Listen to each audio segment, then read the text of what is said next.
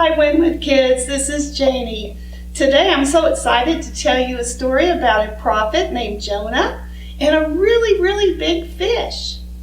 Let's hear the story of Pudge ate a prophet. First of all, this is a big fish and we're going to name him Pudge. I wonder what he thought about being so big. I bet he couldn't swim under things. He couldn't, he was too big to fit in places and on the ocean floor. I wonder what he thought about being so very big. And then also in this book, we're going to learn about Jonah. Jonah was a prophet. Let's read the story.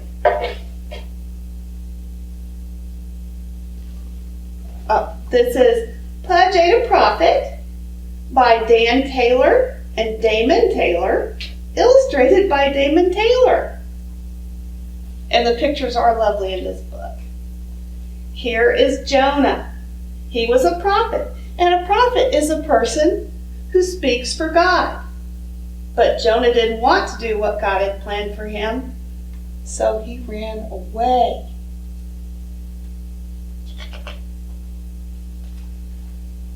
God wanted Jonah to go to one direction, to Nineveh. But instead, Jonah got on a boat that was headed the opposite direction. Soon, a big storm made the seas toss and turn, and the boat began to rock, and then the boat began to roll. The captain was very worried. "How can this be?" he cried. "It's because of me," Jonah thought. He told the captain he was running from God. "If you throw me overboard, this storm will stop," Jonah said. The captain didn't want to throw anybody overboard, but the wind and the waves grew even more wild. So he let Jonah be thrown into the sea, and immediately that storm stopped. And so did the captain's troubles. But Jonah's troubles were just beginning. And then, as Jonah sank beneath the surface, Jonah thought, "God has given up on me." He believed he was a goner, he thought. And he was sure God wouldn't be using him from the bottom of the sea. And here he is going down, down, and down further. And that's when Pudge came up and ate Jonah.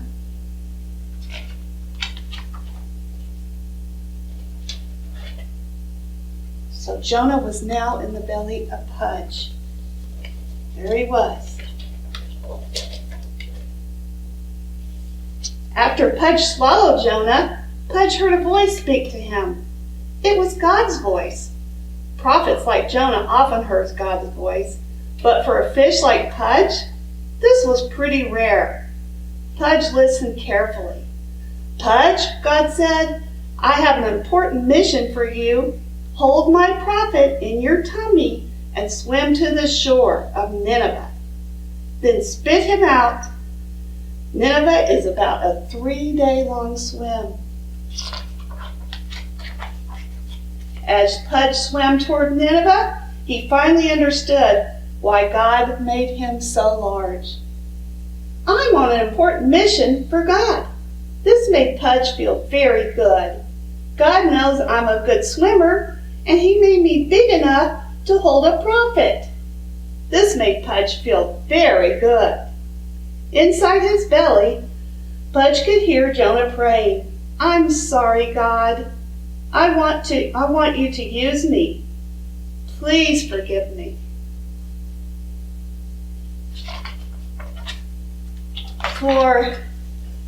For the next 3 days, Pudge and Jonah thought a lot about how God would use them. And when they got to Nineveh, Pudge spat Jonah out onto dry land. This is how the big fish spit him out. Boom! There he goes, onto dry land. When they got to Nineveh, he was ready to do God's work. Jonah told the people about God's message, and Pudge headed for home. Wow, thought Pudge.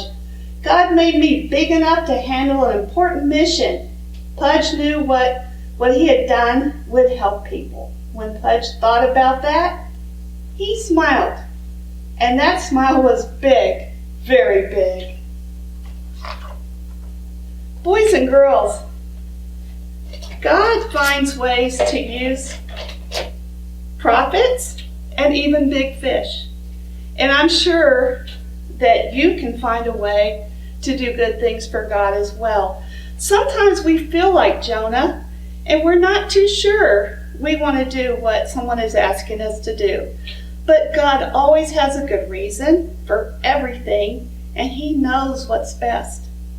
Obeying is a great way to share God's love with your parents and all those around you. So, have you ever played the game Simon Says? I think that would be a good game to play this week, because the only way you can win that game is by obeying. And this is what Jonah had to do God's work for him.